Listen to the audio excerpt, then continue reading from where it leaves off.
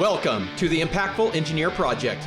I'm Steve Maxey, and with my co-host and brother Jake, we are here to bring you guidance, fresh ideas, and the tools to help you become an impactful engineer.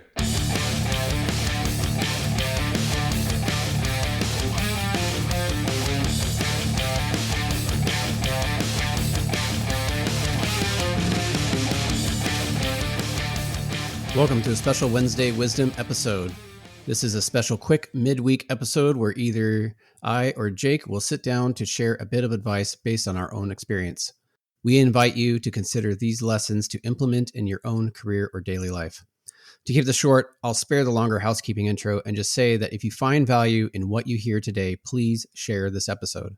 Our mission is to reach and support as many engineers as we can to help you all reach your full engineering potential. Today, I'd like to talk about resumes. As a hiring manager myself, I see countless resumes come in, so I have to quickly scan them to find the best candidates. So my first talking point is making sure your resume conveys maximum value in a concise package. You want to keep bullets in one line using descriptive, high-impact words that are well understood. Don't come in and use fancy, obscure words that 90% of the population has never heard of.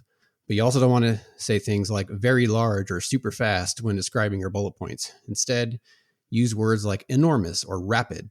This shows you have a firm grasp on language without flaunting it, and that you can be concise in communication, which is a high-value skill in most professional settings. Next, do not just list your regular job duties. What we want to see is your accomplishments and the impact you've made to your organizations. Say things such as reduce scrap rate on the production line by 70%, saving $2 million annually by implementing such and such process.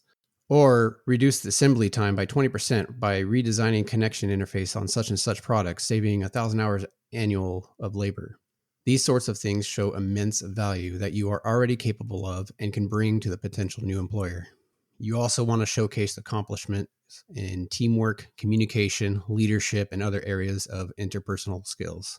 Next, I want you guys to create a master resume file that has every possible accomplishment that you can think of. Make this resume file like 10 pages if you can. When you apply to a specific job, you remove bullets that do not apply to that position and truncate it down to a single page if you can. This will make each one of your resumes bespoke to the position you are applying for, which will be noticed by the reviewer. Trust me, I notice every single time. Never send your resume as a word processing file. This is a recipe for the presentation to not work correctly. Always save as a PDF and send that. Lastly, write cover letters and thank you letters. Include the cover letter when you submit your resume. Include it as the first page of your resume if the application only allows for a single file. And of course, send the thank you letter after you've had your interviews. Just make sure it's tailored to the interviewer and the organization. If you follow these guidelines, you will have a higher likelihood of getting that interview call. Spend the time to create your master templates, apply for the jobs, and when you land your next role, share this episode. Thanks for listening.